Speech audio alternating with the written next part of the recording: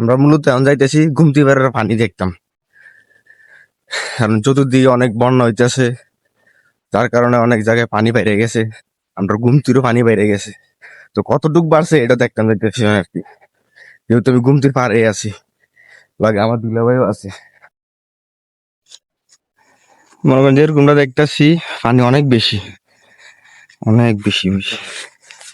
কালকে একবার আইছিলাম, আইয়া ঘুরে গেছিলাম, কিন্তু পানি এরকমই আসিল, ঠিক আছে নি। তার একটু পারে যাই, সামনে যাই, দেই কতটুক পানি। এই যে পাট ক্ষেত তো মনে করেন অর্ধেক ডুবে গেছে।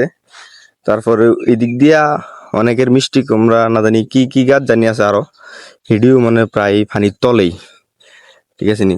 বেশ কিছুদিন আগে এদিকে আসছিলাম, এদিকে আসলে আপনার আলু গাছ, তো গাছ আলুর চাষ শেষ, লেগে পাট ক্ষেত মনে লাগাইছিলাম।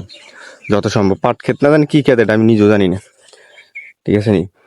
পানি অনেক বাড়া বাড়ছে, প্রচুর। মোবাইলে কিরকম বোঝা যায় বলতে পারি না, কিন্তু চোখের সামনে দেখা যায় আর কি, অনেক বাড়া বাড়ছে।